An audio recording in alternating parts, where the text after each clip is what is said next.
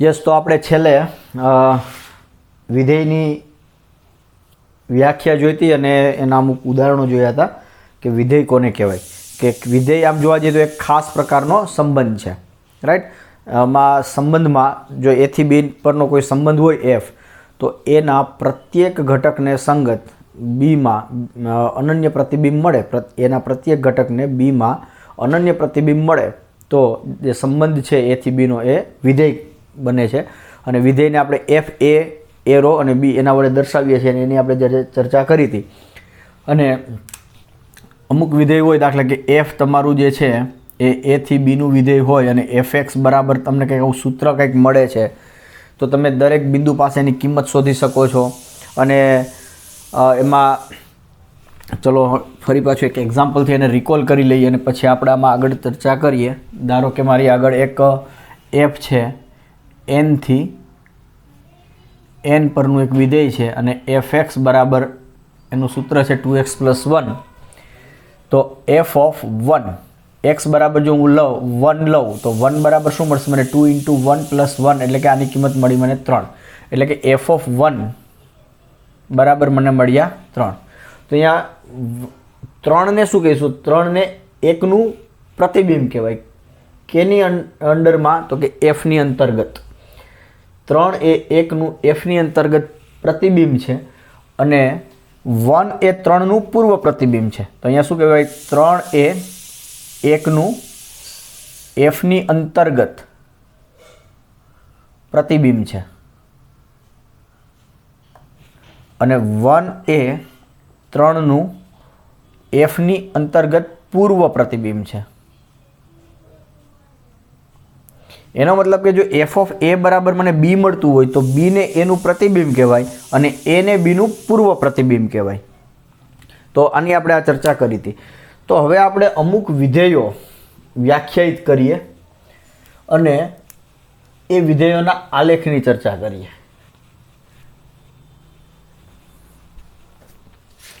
તો એમાં પહેલું વિધેય છે તદેવ વિધેય.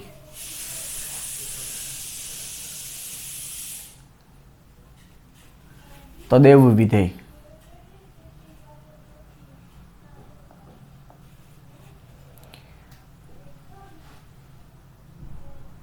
વિધેય એફ આર થી આર એફ એક્સ બરાબર એક્સ પ્રત્યેક x બિલોંગ્સ ટુ આર દ્વારા વ્યાખ્યાયિત વિધેયને એફ આર થી આર એફ એક્સ બરાબર એક્સ પ્રત્યેક x બિલોંગ્સ ટુ આર દ્વારા વ્યાખ્યાયિત વિધેયને આર પરનું તદેવ વિધેય કહે છે. તદેવ વિધેય કહે છે, જેને આઈ આર વડે પણ દર્શાવાય છે. આ એફ છે એને ઘણી વખત આઈ આર એટલે કે જે ગણ પરનું તદેવ વિધેય છે એ ગણને અહીંયા સફિક્સમાં લખવામાં આવે છે. અચ્છા, તો હવે આપણે આનો આલેખ એટલે કેવી રીતના દોરી શકીએ એની ચર્ચા કરીએ. તો મને જો કોઈ પણ એક વિધેય આપેલું છે એફ અને ક્યાંથી ક્યાંનું છે તો કે આર એટલે વાસ્તવિક સંખ્યાઓનો ગણ થી વાસ્તવિક સંખ્યાઓનો ગણ અને એની વ્યાખ્યા શું છે? એક્સ આગળ કિંમત એક્સ જ છે. તો આનો આલેખ શું થશે?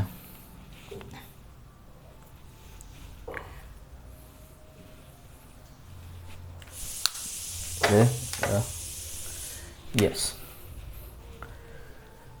તો આને આ વાસ્તવિક સંખ્યા રેખા આર છે એને એક્સ અક્ષ તરીકે લઈએ અને આ જે વાસ્તવિક સંખ્યા રેખા આર છે એને આપણે વાય અક્ષ તરીકે લઈએ. તો અને અમુક કિંમતો આપણે જો જોઈએ તો આ એક્સની જુદી જુદી કિંમતો લેવાની છે આપણે અને અહીંયા આપણને એફ એક્સની કિંમતો જુદી જુદી મળશે. એફ એક્સ બરાબર એક્સ જ છે. હવે જો હું એક્સ બરાબર 0 લઉં છું તો એફ એક્સ બરાબર શું મળશે? 0 જ મળશે. એક્સ બરાબર 1 લઉં તો એફ એક્સ બરાબર 1 જ મળશે. એક્સ બરાબર 2 લઈશ તો 2 મળશે. એવી રીતના એક્સ બરાબર -1 લઉં તો -1 મળશે. એક્સ બરાબર -2 લઈશ તો -2 મળશે એન્ડ સો ઓન. मतलब કે દરેક બિંદુ પાસે એની એ જ કિંમત મળે છે. એટલે 0 આગળ 0, આ 0 છે, ધારો કે આ 1 છે, 2 3 -1 -2 -3 1 2 3 4 1 -1 -2 -3 એન્ડ સો ઓન. તો જુઓ 1 આગળ કિંમત 1, તો x1 તો fx, અહીંયા જે y અક્ષ છે, જે y અક્ષ આપણી આ, અને આ છે આપણી x અક્ષ. તો y અક્ષ ઉપર આપણને જે કિંમતો મળે છે ને એ લઈશું fx, અને x અક્ષ ઉપર જેના પર વ્યાખ્યાયિત થયેલો છે એટલે પ્રદેશના ઘટકો લઈશું. તો x બરાબર જો હું 1 લઉં છું તો fx મને 1 જ મળે છે, એટલે 1 અને 1 અહીંયા જ્યાં ભેગા થાય છે એ અહીંયા આપણે પોઈન્ટ લઈએ. 0 આગળ 0 જ મળે છે, એટલે કે 0 અને 0 એટલે આ જ પોઈન્ટ થયું. 2 આગળ 2 જ મળે છે, એટલે 2 અને 2 અહીંયા ભેગા થયા એટલે આમ થયું. એવી રીતના -1 આગળ -1 મળે, ચલો આનું હું અહીંયા ઉપર લખી નાખું, -1 -2 -3. તો -1 પાસે -1 મળે છે તો આ બિંદુ થયું.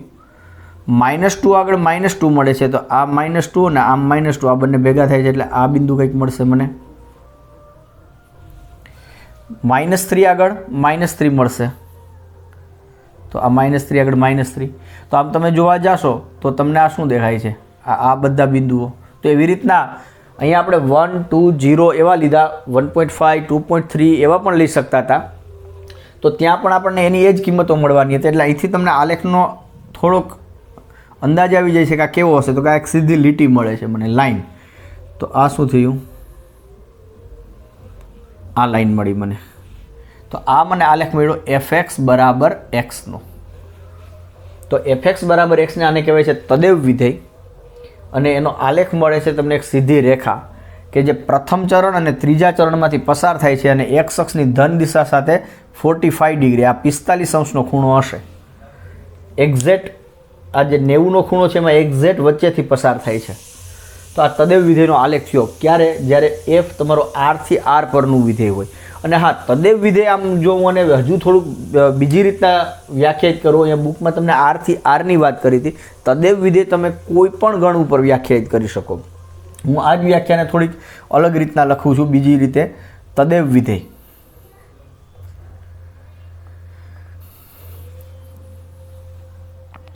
તો કે કોઈ પણ ગણ એ માટે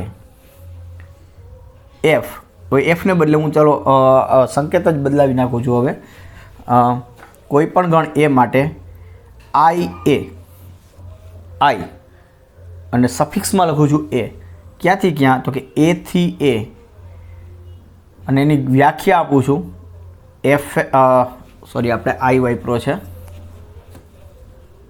i a x બરાબર x, પ્રત્યેક x બિલોંગ્સ ટુ a દ્વારા વ્યાખ્યાયિત વિધેયને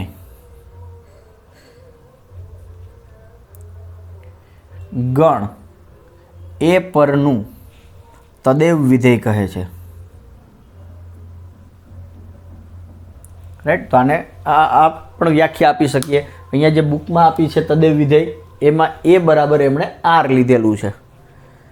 r ને બદલે n પણ હોઈ શકે, r ને બદલે z પણ હોઈ શકે, કોઈ પણ ગણ હોઈ શકે. એ બરાબર 1 2 3 4 5 પણ હોઈ શકે. તો ગણ એ પરનું એને તદેવ વિધેય કહેવાય. તો હવે તદેવ વિધેયનો પ્રદેશ અને સહપ્રદેશ બંને સરખા હોય. તો આ એક ઓબ્ઝર્વેશન કે કોઈ પણ તદેવ વિધેય હશે તો એનો પ્રદેશ અને સહપ્રદેશ સરખા હશે. હવે મને આવું કહી દેવામાં આવે છે કે આઈ બી એક તદેવ વિધેય છે, તો એનો મતલબ શું થયો, આ એને સફિક્સમાં બી લખ્યું છે, એનો મતલબ કે આ એક તદેવ વિધેય છે કે જેનો પ્રદેશ અને સહપ્રદેશ બંને બી છે, અને આની વ્યાખ્યા આ પ્રમાણે છે કંઈક, પ્રત્યેક x બિલોંગ્સ ટુ b. તો આટલું બધું ન લખવું પડે એટલે આપણે એક આ નોટેશન આપી દઈએ છીએ કે i શું દર્શાવશે, તદેવ વિધેય. તદેવ વિધેય એટલે કોઈક ગણ ઉપરથી એ જ ગણ પરનું છે, તો એ ગણ કયો, તો કે એને તમે અહીંયા લખી નાખો સે x. તો આ x થી x પરનું તદેવ વિધેય થઈ ગયું. રાઈટ. તો આ વાત થઈ તદેવ વિધેયની. અને તદેવ વિધેયનો આલેખ શું મળે છે, તો કે જે ગણ આપ્યો છે એ ગણના ઘટકોને તમે x અક્ષ ઉપર લો, અને એ જ ગણના ઘટકોને તમે y અક્ષ ઉપર લઈ લો, અને તો પ્રથમ અને ત્રીજા ચરણમાંથી પસાર થતી તમને એક રેખા મળશે. જ્યારે આ a અને b ગણ a અથવા b આ બધા તમારા r ના કોઈ ઉપગણ હશે તો ત્યારે તમને એનો આલેખ આ પ્રમાણેનો મળશે. તો આ હતું તમારું તદેવ વિધેય.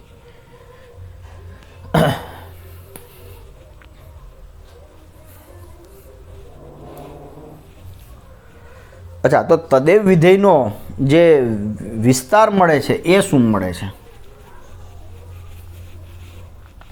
એટલે કે તદેવ વિધેય કઈ કઈ કિંમતો ધારણ કરે છે, રાઈટ?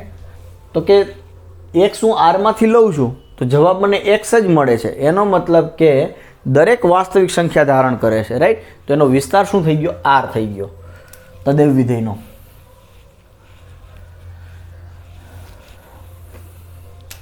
તો ચલો એક આને પણ એક જરાક રિમાર્ક તરીકે લખી જ નાખીએ. એનીવે કે જો i એ થી a પરનું તદેવ વિધેય હોય, i એ તદેવ વિધેય હોય, તો i નો પ્રદેશ બરાબર a, i નો સહપ્રદેશ એ પણ a થશે, અને i નો વિસ્તાર આ પણ એ જ થશે. હવે એ જો r થી r નું હોય તો r આવશે, z થી z નું હોય તો z આવશે, n થી n નું હોય તો n આવશે. જે પણ કોઈ ગણ આપેલો હોય તો એ તદેવ વિધેયનો પ્રદેશ, સહપ્રદેશ અને વિસ્તાર ત્રણે ત્રણ સરખું જ છે. કોણ? તો કે એ. હવે બીજું જોઈએ આપણે અચળ વિધેય. તો તમારી પાસે જ્યારે પણ કોઈ વિધેય આવે તો એનો પ્રદેશ શું છે, સહપ્રદેશ શું છે અને વિસ્તાર શું છે, આની ચર્ચા તમારે કરવી જ જોઈએ. તો બીજી વ્યાખ્યા આપણે આપીએ છીએ અચળ વિધેય.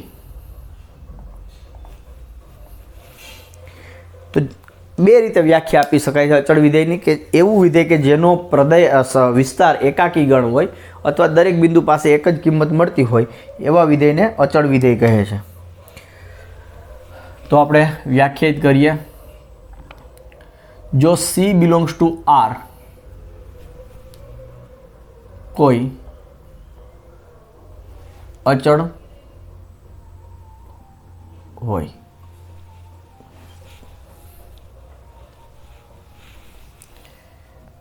તો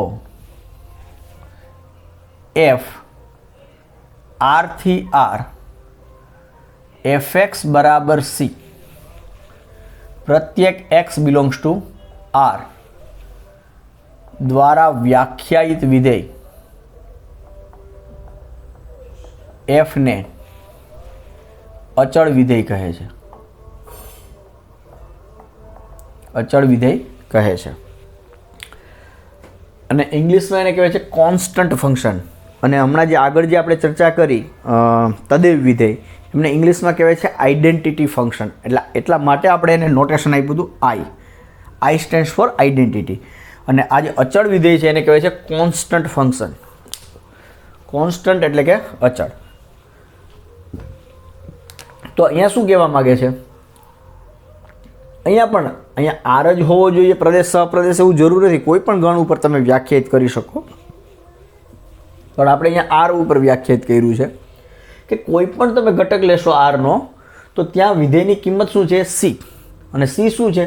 એ કોઈક અચળ છે, બરાબર? તો આનો આલેખ જોઈએ આપણે તો શું થશે?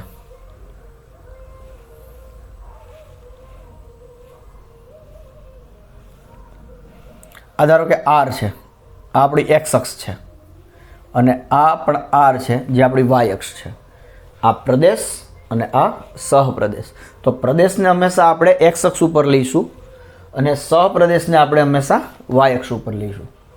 તો આ એવું કહે છે. અને ધારો કે c કોઈક અચળ છે. ફોર એક્ઝામ્પલ c કંઈક અહીંયા છે, c ઋણ પણ હોઈ શકતો હતો, પણ હું અહીંયા લઉં છું. c ધન છે ધારો કે, c નીચે પણ હોઈ શકે. આપણને ખબર છે c કોઈક અચળ છે, પણ એક વખત તમે પસંદ કરી લીધો પછી એ ફિક્સ છે. તો એમ કહે છે તો fx બરાબર c, તો આ x અને અહીંયા લઈ લઈએ છીએ આપણે fx. તો કિંમતો શું મળશે? fx બરાબર તો c જ છે આપણા. તો fxની કિંમત શું આવશે? 0 આગળ તો કે c, 1 આગળ c, 2 આગળ c, -1 આગળ c, -2 આગળ c એન્ડ સો ઓન. તો મતલબ કે દરેક બિંદુ પાસે કિંમત c છે, એટલે કે 0 આગળ c કિંમત, અહીંયા ક્યાંક 1 હશે તો 1 આગળ પણ c કિંમત, 2 આગળ c, 3 આગળ c, -1 આગળ c, -4 c, -5 આગળ c એન્ડ સો ઓન. મતલબ કે તમને એક રેખા મળે છે કે જે શું હશે, x અક્ષને સમાંતર અને y અક્ષને લંબ. તો આ તમારો આલેખ મળે છે એ fx બરાબર c નો આલેખ થયો, રાઈટ. તો અહીંયા તમે જોવા જાઓ તો fનો વિસ્તાર, fનો પ્રદેશ, પહેલાં fનો પ્રદેશ જોઈએ તો શું આવે છે, r. fનો સહપ્રદેશ તો એ પણ r, અને fનો વિસ્તાર, તો કે fનો વિસ્તાર એટલે શું, તો કે કઈ કિંમતો ધારણ કરે છે. આપણે જે રેન્જ ઓફ f એટલે કે fનો વિસ્તાર આવી રીતના કંઈક વ્યાખ્યાયિત કર્યું હતું કે બીજો ઘટક કે જ્યાં x, y ક્યાં હોય, r માં હોય, રાઈટ. એટલે કે y એટલે r એટલે કે આપણો f છે અહીંયા, રાઈટ. તો અહીંયા y બીજો ઘટક, પણ અહીંયા x અને y શું છે, y બરાબર તો fx છે આપણા.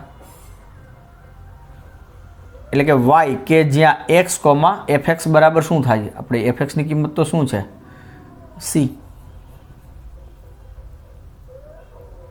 એટલે બીજો ઘટક y એટલે શું આવશે, c જ આવશે ખાલી. તો fનો વિસ્તાર શું થશે, c, ખાલી એકાકી ગણ c. વિસ્તાર એટલે તમે એને આવી રીતના પણ જોઈ શકો કે વિધેય દ્વારા ધારણ થતી કિંમતોનો ગણ, એ શું થશે, વિધેયનો વિસ્તાર. સહપ્રદેશ વસ્તુ અલગ છે, એ a થી b, તો b ને સહપ્રદેશ કહેવાય. તો અહીંયા r સહપ્રદેશ છે, પણ વિસ્તાર શું આવશે, તો કે વિસ્તાર એવા ઘટકોનો ગણ આવશે, સહપ્રદેશના એવા ઘટકો કે જે વિધેય દ્વારા કોઈ બિંદુની કિંમત છે, એટલે કે વિધેય દ્વારા ધારણ થતી કિંમતોનો ગણ. તો એ છે તમારો વિસ્તાર. તો અહીંયા વિસ્તાર આવશે એકાકી ગણ c, કારણ કે વિધેય કઈ કિંમત ધારણ કરે, માત્ર c જ ધારણ કરે. દરેક બિંદુ પાસે એમની કિંમત c છે, એટલે વિધેયનો વિસ્તાર થઈ જશે c. હવે અહીંયા r થી r આપ્યું છે, પણ હવે અચળ વિધેય આવું પણ આપી શકતા હતા તમને. ચલો આપણે એક એક્ઝામ્પલ જોઈએ. f r થી r fx બરાબર 3. તો આ શું થઈ ગયું, પ્રત્યેક x બિલોંગ્સ ટુ r માટે. તો આ શું થઈ ગયું, અચળ વિધેય. કેના પરનું, r પરનું અચળ વિધેય. આનો આલેખ કેવો આવશે, તો કે આ x અક્ષ છે, આ y અક્ષ છે, અહીંયા 3 છે, તો 3 માંથી પસાર થતી અને x અક્ષને સમાંતર રેખા આવશે. કારણ કે દરેક બિંદુ પાસે અહીંથી તમે કોઈ પણ કિંમત લેતા જશો તો કિંમત તો તમને 3 જ મળે છે. આમ પણ થઈ શકતું હતું, f r થી r fx બરાબર -5.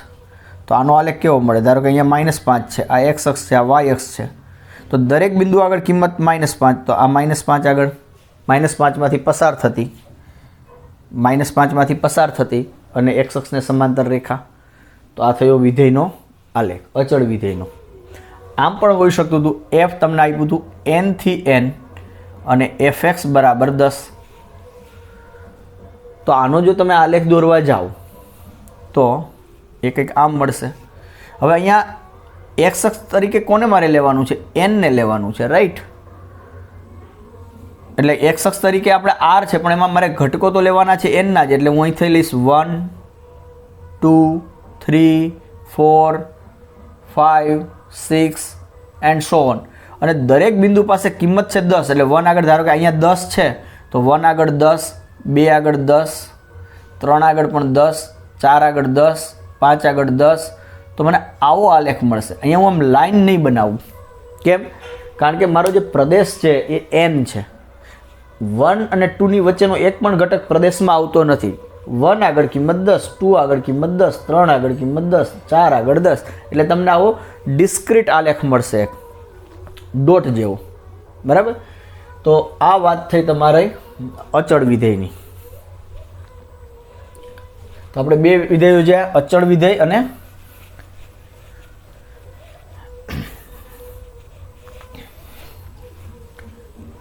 તદેવ વિધેય.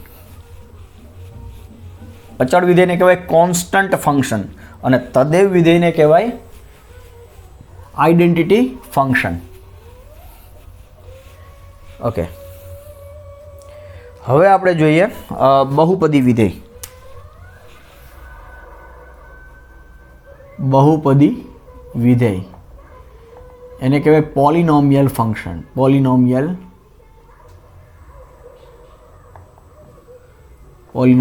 ફંક્શન.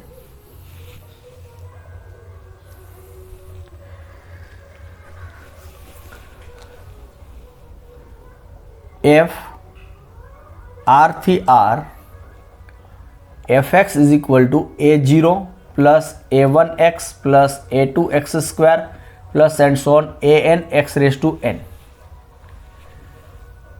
જ્યાં આ પ્રત્યેક x belongs to r, જ્યાં આ a0 a1 a2 and so on આ બધા શું છે એ કોઈક વાસ્તવિક સંખ્યાઓ છે r,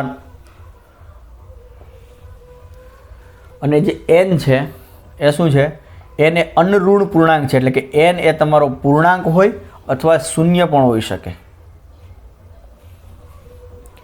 તો દ્વારા વ્યાખ્યાયિત વિધેયને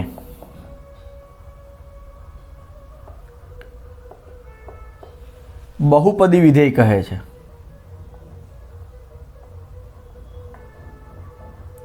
બહુપદી વિધેય કહે છે. તો આને સમજીએ એક ઉદાહરણ દ્વારા. શું કહે છે કે તમે આવા કોઈક a0 a1 a2 up to an આવા કોઈક તમે વાસ્તવિક સંખ્યાઓ લઈ લો અને એક n પસંદ કરો, શૂન્ય પણ હોઈ શકે અથવા કોઈ ધન પૂર્ણાંક હોય, અને એનો ઉપયોગ કરીને આવું કંઈક બનાવો એક્સપ્રેશન. તો એ કેવી રીતના બનાવીએ? ફોર એક્ઝામ્પલ એક એક્ઝામ્પલ જોઈએ કે દાખલા તરીકે હું f વ્યાખ્યાયિત કરું છું r થી r અને fx બરાબર 2 પ્લસ 3x. તો અહીંયા આને તમે આની સાથે સરખાવો તો a0 એટલે 2 થયા, પછી xની સાથે જે ગુણાયેલું છે એને હું a1 કહી, તો અહીંયા a0 બરાબર 2 છે અને a1 બરાબર 3 છે. અને અહીંયા xની મહત્તમ ઘાત કેટલી છે n, તો અહીંયા xની મહત્તમ ઘાત કેટલી છે 1, એટલે કે અહીંયા n બરાબર તમને મળશે 1. તો આ એક બહુપદી વિધેય થયું 2 પ્લસ 3x. હજુ એક બીજું એક્ઝામ્પલ ધારો કે હું g નામ આપું છું. g એ r થી r પરનું વિધેય છે. g ઓફ x બરાબર વ્યાખ્યાયિત કરું છું 7 પ્લસ 5x પ્લસ અથવા પ્લસને બદલે minus 3x square plus 8x raise to 7. આવું કંઈક વ્યાખ્યાયિત કર્યું આપણે, રાઈટ. તો હવે જો તમે આને આની સાથે સરખાવશો તો a0 કેટલા છે 7, a1 કેટલા છે તો કે xનો સહગુણક એટલે a1 5, a2 કેટલા છે, a2 એટલે શું x સ્ક્વેરનો સહગુણક, તો x સ્ક્વેરનો સહગુણક કેટલો છે -3. a4 કેટલા છે તો કે a4 એટલે શું આવશે આમાં જોઈએ તો આપણે a2 એટલે x સ્ક્વેરનો સહગુણક, તો a4 પહેલાં a3 ની વાત કરવાની થશે. a3 એટલે x ક્યુબનો સહગુણક, પણ એ x ક્યુબ વાળું પદ નથી, પણ હું આને આમ લખી શકું છું, અને આમ પણ લખી શકાય 7 plus 5x plus minus 3x square plus 0x cube plus 0x raise to 4 plus 0x raise to 5 plus 0x raise to 6 plus 8x raise to 7. મતલબ કે જે એક્સની જે ઘાતવાળું પદ નથી એનો સહગુણક શૂન્ય છે એવું વિચારી શકો, કારણ કે 0x ક્યુબ એટલે 0 જ થઈ જશે. આ પણ 0, આ પણ 0, આ પણ 0. તો a3 એટલે x ઘનનો સહગુણક શું છે 0, a4 એટલે 0, a5 0, a6 એ પણ 0, અને a7 એટલે xની 7 ઘાતનો સહગુણક તો કે 8. તો આ તમને a0 a1 up to a7 મળી ગયા. એનો મતલબ એવો થયો કે n બરાબર કેટલા થયા તો કે xની મહત્તમ ઘાત તો કે n બરાબર 7. તો આ પણ એક બહુપદી થઈ, રાઈટ. હવે દર વખતે આપણે આવું આપેલું હોય તો આવી રીતના લખવાની જરૂર નથી, પણ જે એક્સની જે ઘાત નથી એનો મતલબ એવો થયો કે એમનો સહગુણક શૂન્ય છે, તો આને આપણે રિમૂવ કરી દઈએ છીએ, રાઈટ. તો આ એક ઉદાહરણ થયું બહુપદી વિધેયનું. તો અહીંયા જેમાં એક્સ નથી એવા પદ, એટલે અહીંયા 2 અહીંયા 7 વ્યાપક રીતે a0, તો એમને કહેવાય અચળ પદ. અને જે એક્સની જે મહત્તમ ઘાત છે એને કહેવાય બહુપદીની ઘાત, કે એક્સની જે મહત્તમ ઘાત કે જેનો સહગુણક શૂન્યેતર હોય, બરાબર, મહત્તમ ઘાત વાળું પદ કે જેનો સહગુણક શૂન્યેતર હોય એ ઘાતને બહુપદીની ઘાત કહેવાય. અહીંયા આને જે આગળ પણ હું લખી શકું છું ને કે +0 × x⁸ આમ લખ્યું હોય તો આની ઘાત 8 નથી થઈ ગઈ, કારણ કે મહત્તમ ઘાત કે જેનો સહગુણક 0 ના હોય, શૂન્યેતર હોય, તો અહીંયા 8 ઘાત છે પણ એનો સહગુણક 0 છે, તો આની બહુપદીની ઘાત 8 નથી પણ બહુપદીની ઘાત 7 છે. ઓકે, તો આ થયું તમારું બહુપદી વિધેય. હવે આના પણ તમે આલેખ બનાવી શકો, એ આપણે જોઈશું હમણાં. આલેખ બનાવીએ આપણે. તો આમાં 1-2 ઉદાહરણ જોઈએ આપણે.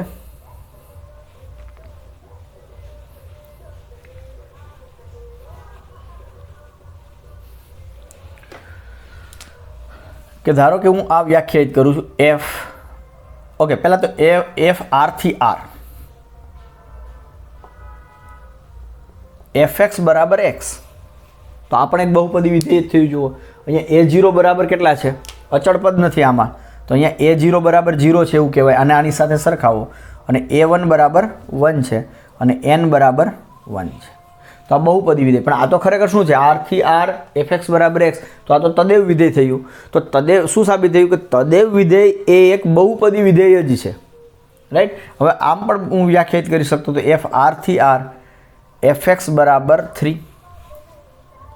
તો અહીંયા શું છે, a0 બરાબર 3, રાઈટ, a0 બરાબર 3 અને n બરાબર કેટલા છે. હવે x વાળું પદ છે જ નહીં, એનો મતલબ કે x નો સહગુણક 0, x² વાળું પદ નથી, એમનો સહગુણક 0 થઈ ગયો.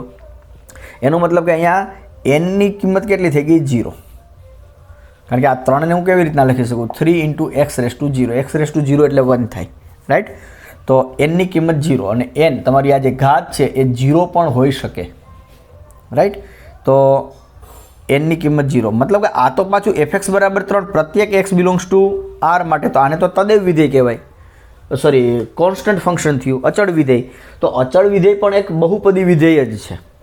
તો આપણે જે આગળનું પહેલું જે વિધેય જોયું તદેવ વિધેય, એ પણ એક ખાસ પ્રકારનું બહુપદી વિધેય થયું, અને અચળ વિધેય એ પણ એક ખાસ પ્રકારનું બહુપદી વિધેય થયું. ઓકે, તો આ બંનેના ગ્રાફ તો આપણને ખબર છે, રાઈટ. હવે આપણે એક ત્રીજું જોઈ જઈએ, અહીંયા બનાવીએ કે ધારો કે f r થી r fx બરાબર x², પ્રત્યેક x બિલોંગ્સ ટુ r માટે. તો આ x² એ બહુપદી વિધેય થઈ ગયું. અહીંયા a0 કેટલા છે, a0 એટલે અચળ પદ છે જ નહીં એટલે 0, x નો સહગુણક 0 એટલે a1 0 છે અને a2 બરાબર 1 છે. તો fx બરાબર x². તો આનો આપણે જો આલેખ જોઈએ તો અહીંયા હું x ની કિંમતો લઉં અને અહીંયા હું fx, પણ એ આપણા છે x², આની કિંમતો જોઈએ તો હું x બરાબર 0 લઉં તો f0 એટલે 0 નો વર્ગ 0, f1 તો 1 એટલે f1 એટલે 1² 1, 2 આગળ 2² એટલે 4, 3 આગળ 3² એટલે 9 એન્ડ સો ઓન. -1 આગળ -1 નો વર્ગ, f ઓફ -1 એટલે -1 નો વર્ગ એટલે +1 થશે, f ઓફ -2 એટલે -2 નો વર્ગ એટલે એ +4 થશે, f ઓફ -3 નો વર્ગ એટલે એ +9 થશે. એટલે -1 આગળ +1, -2 આગળ +4, -3 આગળ +9 એન્ડ સો ઓન.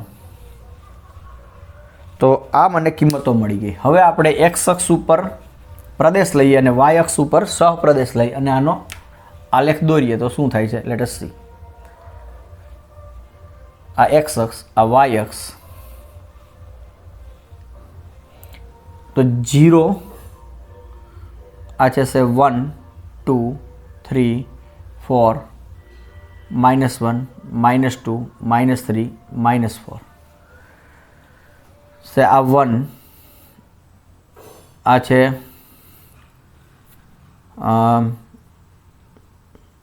અમારે ટૂંકા લેવા પડશે, 1 2 3 4 5 6 7 8 9 એન્ડ સો ઓન. તો 0 આગળ કેટલી કિંમત છે? 0, એટલે 0 આ પાસે 0 આ બિંદુ, 1 આગળ 1, 2 આગળ અને -1 આગળ પણ પાછી કેટલી છે? 1 જ છે. 1 આગળ 1 અને -1 આગળ પણ 1, 2 આગળ 4, તો 2 આગળ આ થઈ ગયા 4 અને આ -2 આગળ પણ પાછા 4, રાઈટ. 3 આગળ 9, તો 3 આગળ 9 અને અહીંયા -3 આગળ 9, -3 પાસે પણ 9 જ છે. 4 આગળ 16 આવશે, -4 આગળ પણ 16 છે. તો તમે જો આ શેપ તમને કંઈક આ ટાઈપનો આમ શેપ દેખાય છે, તો આને તમે આમ સ્મૂધલી આમ જોઈન્ટ કરી દો,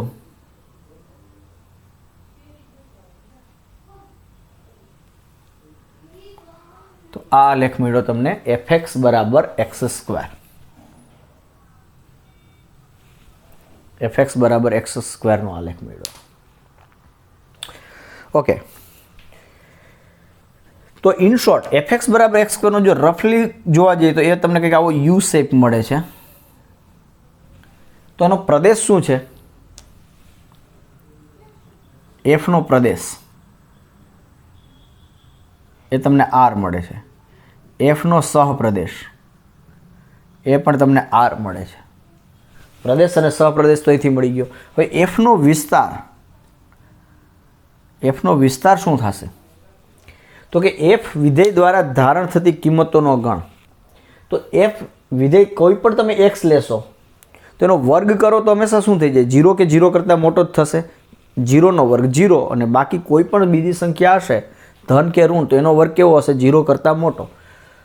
તો તમને વિસ્તાર શું મળશે? ક્લોઝ ઇન્ટરવલ 0 થી ઇન્ફિનિટી, બરાબર, 0 થી અનંત સુધીનો.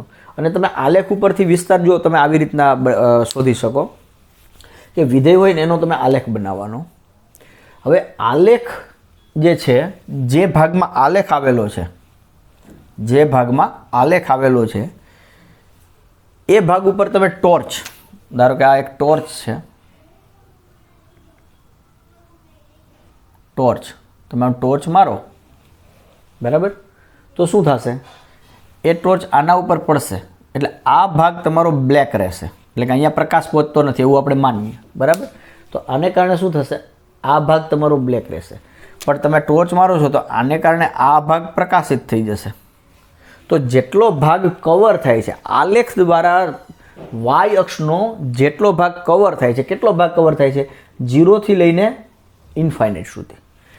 પણ -ઇન્ફાઇનાઇટ બાજુ સુધીનો કવર થતો નથી. હા, આ બાજુથી ને આ બાજુ બંને બાજુથી કવર કરે છે 0 થી ઇન્ફાઇનાઇટ.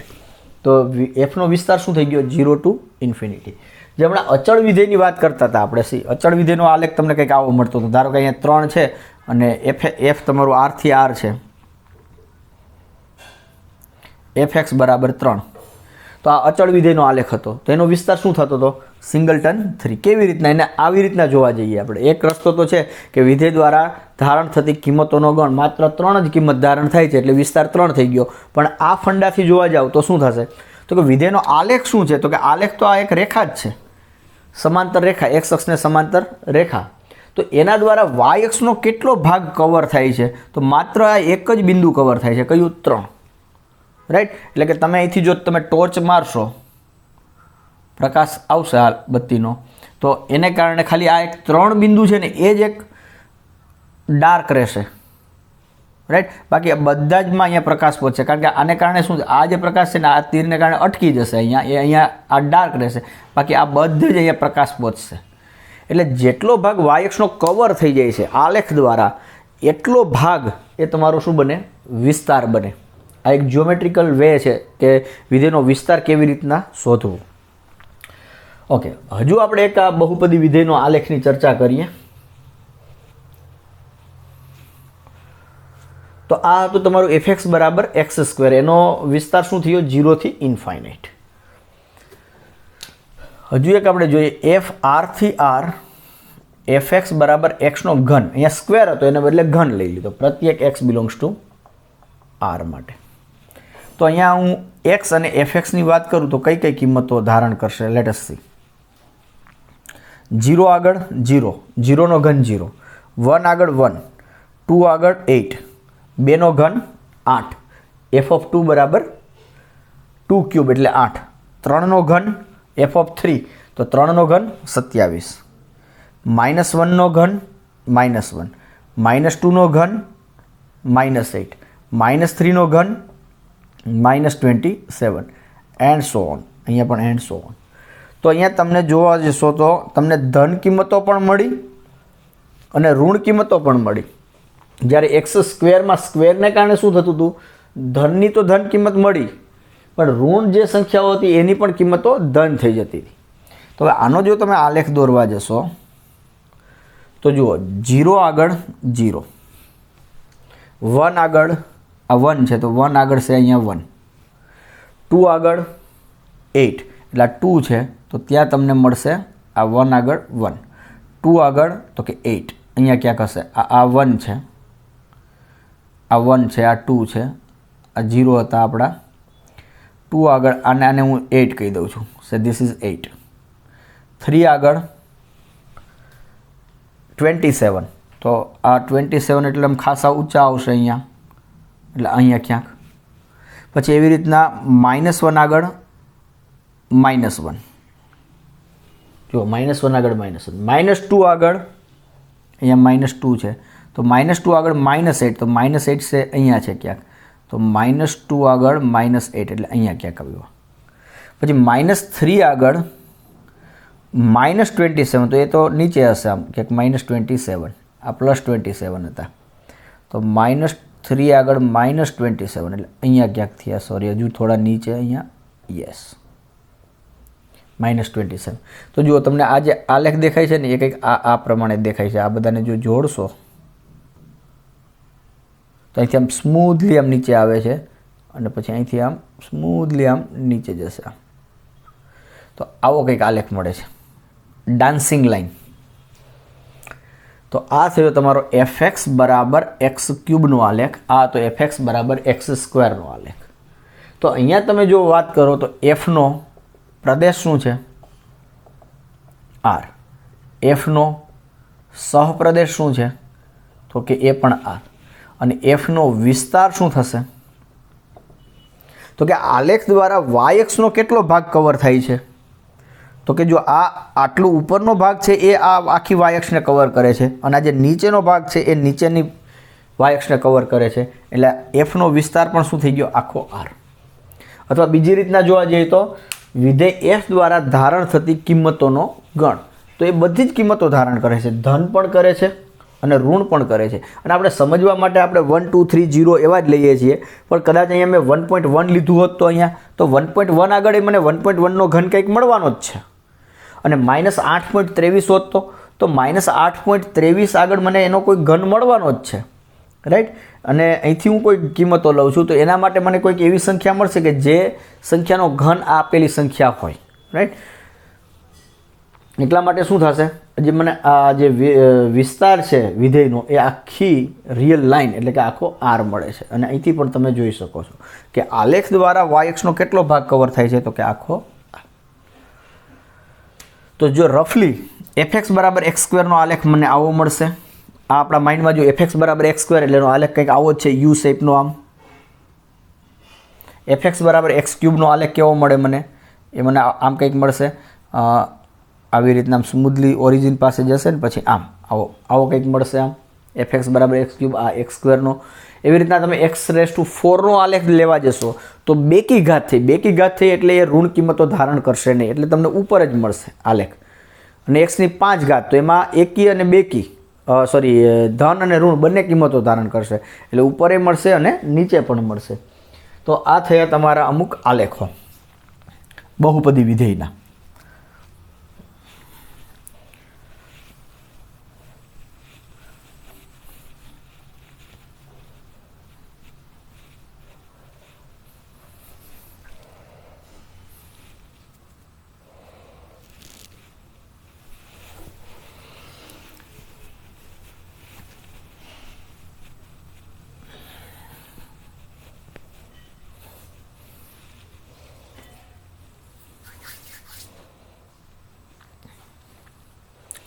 હવે તમને જો બે પૂર્ણાંક આપેલા હોય, દાખલા કે 3 અને 7, તો 3 અને 7 આ બંને પૂર્ણાંકો છે, તો એનો તમે ભાગાકાર લઈ લો 3/7, તો આને તમે સમય સંખ્યા એવું કહેતા હતા. અને શું કહેતા હતા? સમય સંખ્યા. તો આ કોન્સેપ્ટને હું થોડોક આગળ વધારું છું. હવે ધારો કે મને બે બહુપદી આપી હોય, fx એક બહુપદી છે આ પ્રકારની કોઈક, અને gx બીજી કોઈક બહુપદી છે, તો એ બંનેનો જો ભાગાકાર લઈ લઉં તો આ કંઈ જે મને મળે, તો આ જે વિધેય છે એને શું કહીશું આપણે? સમય વિધેય કહીશું. શું કહીશું? સમય વિધેય. અને એને કહેવાય છે રેશનલ ફંક્શન. એનું ઇંગ્લિશમાં નામ છે રેશનલ ફંક્શન. તો એક એક્ઝામ્પલ આપી દઉં તમને. દાખલા તરીકે હું fx બરાબર લઉં છું 2x પ્લસ 3 અને gx બરાબર લીધા આપણે 5x² + 7. તો આ બંનેનો ભાગાકાર એટલે કે 2x + 3 / 5x² + 7. તો આ જે વિધેય મળ્યું મને, એને કોઈક નવું નામ આપી દો, તો આ વિધેયને હું કહીશ સમય વિધેય. તો એની વ્યાખ્યા આપણે આપીએ. અચ્છા, હવે અહીંયા આપણે ધ્યાન રાખતા હતા કે 3/7 લેતા હતા, તો અહીંયા હું 3/0 અવ્યાખ્યાયિત થઈ જાય, છેદ 0 થઈ જાય છે, રાઈટ. તો એવી રીતના અહીંયા fxના છેદમાં gx લો તો ક્યાંક કોઈક બિંદુ પાસે gxની કિંમત 0 થઈ ગઈ તો, રાઈટ. તો હું એવા x માટે આ વ્યાખ્યાયિત નહીં કરું. તો આને આપણે એક જરાક વ્યાખ્યાના સ્વરૂપમાં આપી દઈએ, આપણે પછી સમજાવું તમને.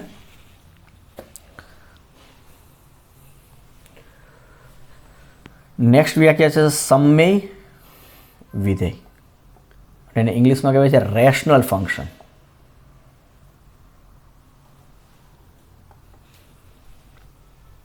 Rational function. જો fx અને gx કોઈ બહુપદી હોય તો જ્યાં gx 0 નથી, જ્યાં gx is not equal to 0 હોય તેવા પ્રદેશ પર fx/gx દ્વારા વ્યાખ્યાયિત વિધેયને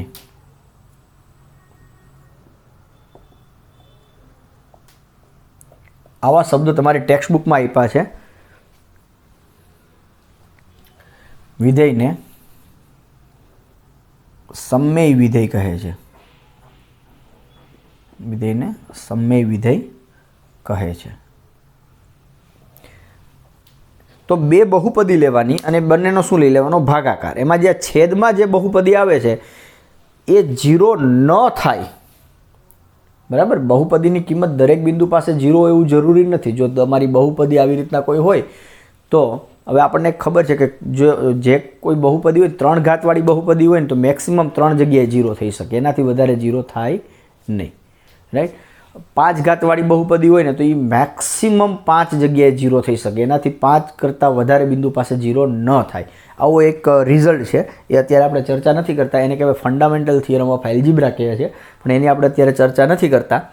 પણ મતલબ કે જે બિંદુ પાસે બહુપદી 0 થાય છે ને, એવા બિંદુઓને કાઢી નાખો અને હવે જે બાકીનો જે ભાગ રહે છે એ ભાગ ઉપર જો તમે આ વિધેયને વ્યાખ્યાયિત કરો, બે બહુપદીનો ગુણોત્તર લો કે જ્યાં છેદની બહુપદી 0 નથી એવા પ્રદેશ ઉપર અને વ્યાખ્યાયિત કરો, તો આ વિધેયને સમય વિધેય કહે છે, રાઈટ. આ બુકના શબ્દો છે. બુકમાં પણ હજુ થોડાક અલગ મેં fx અને gx બહુપદી હોય આગળ લઈ લીધું છે. એની વે પણ મિનિંગ એનો એ જ છે, તમે જોઈ શકશો. પણ આને તમે આવી રીતે પણ વ્યાખ્યાયિત કરી શકતા હતા કે અને અથવા કરીને વ્યાખ્યા આપું છું. આની જ વ્યાખ્યા સમજવા માટે, જો fx, gx એ બહુપદી હોય તો હું એક h વ્યાખ્યાયિત કરું છું, વિધેય h. ક્યાંથી ક્યાંનું? તો કે r માંથી તમે આ ઘટકોને બાદ કરી નાખો, એવા x બાદ કરો કે જ્યાં gx 0 થાય છે, થી r પરનું વિધેય. hx બરાબર fx/gx ને સમય વિધેય કહે છે. તો આ જે શબ્દોમાં લખ્યું છે ને કે gx 0 ન હોય તેવા પ્રદેશ પર આના દ્વારા વ્યાખ્યાયિત વિધેયને સમય વિધેય કહે છે. મેં આવું લઈ લીધું કે મેં આરમાંથી વાસ્તવિક સંખ્યાઓમાંથી મેં એવા એક્સને બાદ કરી નાખ્યા કે જ્યાં gxની કિંમત 0 થાય છે. મતલબ કે હવે આ જે ગણ થયો આ ગણ ઉપર gx 0 નહીં થાય, કારણ કે gx જ્યાં 0 થાય છે એને તો મેં બાદ કરી નાખ્યા છે. gxની કિંમત જ્યાં જ્યાં 0 થાય છે એને તો મેં બાદ કરી નાખ્યા છે, રાઈટ. તો આ h ને fx/gx ને શું કહેવાય? સમય વિધેય કહે છે. હું એક એક્ઝામ્પલ આપું. ફોર એક્ઝામ્પલ યુ કન્સિડર, ધારો કે fx બરાબર હું લઉં છું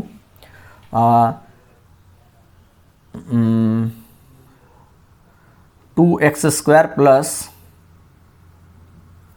અથવા તો આવું લો ને, x² પ્લસ 2x પ્લસ 1, અને gx બરાબર લઉં છું x² plus 6x, x² plus 5x plus 6, આવું કંઈક લઈએ આપણે, right.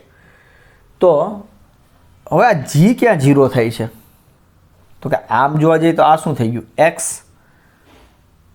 Plus 3 into x plus 2, અને અવયવ પાડો તો મને ખબર પડી ગઈ કે g ક્યાં 0 થશે? x બરાબર -3 અને x બરાબર -2 આગળ. તો હવે હું એક h વ્યાખ્યાયિત કરું. આરમાંથી મેં -2 અને -3 ને બાદ કરી નાખો.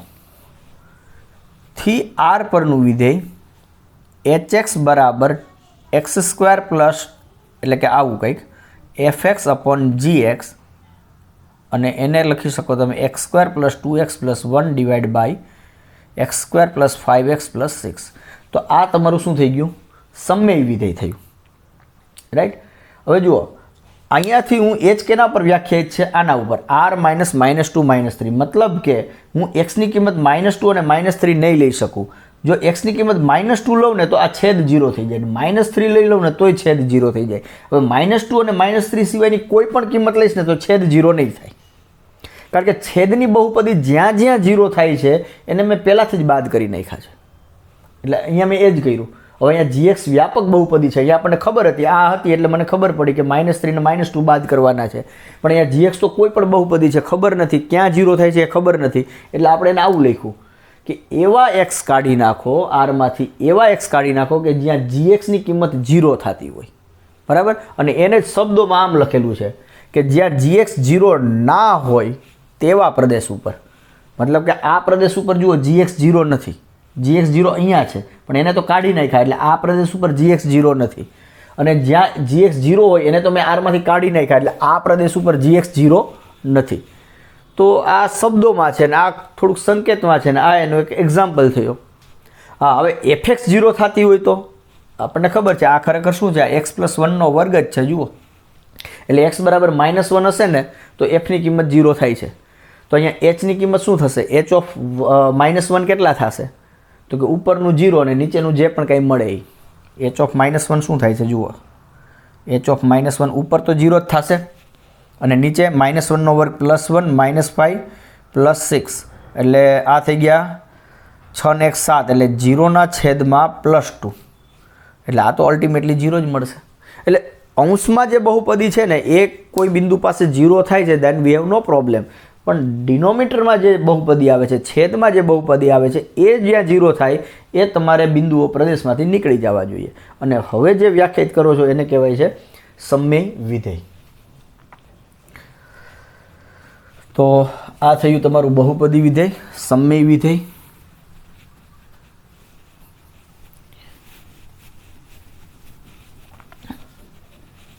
હજુ એક આપણે સમય વિધેયનો એક ખાસ પ્રકારનો એક એક્ઝામ્પલ જોઈએ.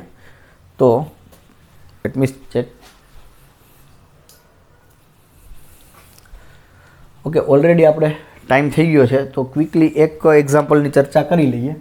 કે એક્ઝામ્પલ તમે f વ્યાખ્યાયિત કરો r-0 થી r પરનું, અને fx બરાબર 1/x. તો સી આ જે 1 છે એ પણ એક બહુપદી છે, અચળ વિધેય એટલે બહુપદી જ થઈ, અને x એટલે તદેવ વિધેય એ પણ બહુપદી છે, અને આ બંનેનો ભાગાકાર લઈ લો. અને આ જે બહુપદી જ્યાં 0 થાય છે, આ ક્યાં 0 થશે? તો કે x બરાબર 0 હોય તો જ 0 થાય, તો એને મેં બાદ કરી નાખ્યા. તો આ એક શું થયું? 1/x એ એક શું થઈ ગયું? સમય વિધેય થયું, રાઈટ. તો આ એક સમય વિધેયનું ઉદાહરણ થયું. અને આનો આપણે આલેખ દોરીએ તો કેવો થશે તો જોઈ શકો, જુઓ આ એક્સ અક્ષ છે, આ વાય અક્ષ છે. તો જો 0 આગળ તો વ્યાખ્યાયિત જ નથી, 0 આગળ એ વ્યાખ્યાયિત જ નથી. તો 1 આગળ કેટલી કિંમત મળશે? 1 આગળ f(1) એટલે 1/1 એટલે 1 જ મળશે. સોરી, આને આપણે થોડું મારે આમ લેવું જોશે. ચલો 1 અહીંયા લઈ લો. 1 આગળ કિંમત મને મળશે 1, રાઈટ. 2 આગળ કેટલી કિંમત મળશે? 2 આગળ કેટલી કિંમત મળશે? f(2), 2 એટલે 1/2 એટલે 1/2 એટલે આ આપણા 1 હતા. તો 2 આગળ 1/2 એટલે આના અડધા એટલે અહીંયા ક્યાંક મળશે. 3 આગળ કેટલી મળશે? 1/3 એટલે આ 1/2 હતા તો 1/3 અહીંયા ક્યાંક આવશે તો એ મને આ મળશે. 4 આગળ 1/4 એટલે હજુ આનાથી પણ નીચે. પછી અહીંયા આ બાજુ થોડા જોઈએ આપણે એટલે આમ નીચે નીચે જતી જાય છે. અને 1/2 આગળ કેટલી મળશે? તો f(1/2) તો શું થશે? 1/1/2 એટલે એથી આ 2. તો 1/2 આગળ કિંમત મળશે 2. 1/3 આગળ કિંમત મળશે તમને 3. તો જેમ જેમ 0ની નજીક જાઓ છો એમ કિંમત વધતી જાય છે અને 0થી દૂર જાઓ છો એમ એમ કિંમત ઘટતી જાય છે. એટલે તમને કંઈક આલેખ કંઈક આ બાજુમાં આવો મળે છે. આમ એટલે આ જે છે એક્સ અક્ષમાં જેમ જેમ તમે દૂર જશો એમ આ લાઈન છે એની નજીક નજીક આવશે પણ ક્યારેય ટચ નહીં કરે. આ ઓબ્ઝર્વેશન આવું છે કે દાખલા તરીકે હું આ x બરાબર 1000 લઈ લઉં તો f(1000) શું થશે? 1/1000 એટલે 0.001 થશે. એટલે એક્સ અક્ષની એકદમ નજીક આવશે પણ એ 0 નથી, આ 0 નથી, રાઈટ. એ રીતે ગમે એક 1000 ને બદલે 1 કરોડ 1000 કરોડ હોત તો શું થાત? 1/1000 કરોડ મતલબ કે 0.0000001. So it is very small number. એકદમ 0ની નજીક છે પણ 0 નથી. એવી જ રીતના હું x બરાબર -1 લઈશ, રાઈટ. x બરાબર -1 લઉં છું તો -1 આગળ કિંમત મળશે મને f(-1) એટલે 1/-1 એટલે -1 આ કિંમત મળશે. -2 આગળ તો કે 1/-2 એટલે અહીંયા મળશે. -3 આગળ અહીંયા -3 આગળ -1/3 એટલે આમ નજીક નજીક જાય છે. -1/2 આગળ -2, -1/3 આગળ -3. તો આ બાજુ તમને એનો આલેખ આવો મળશે કંઈક.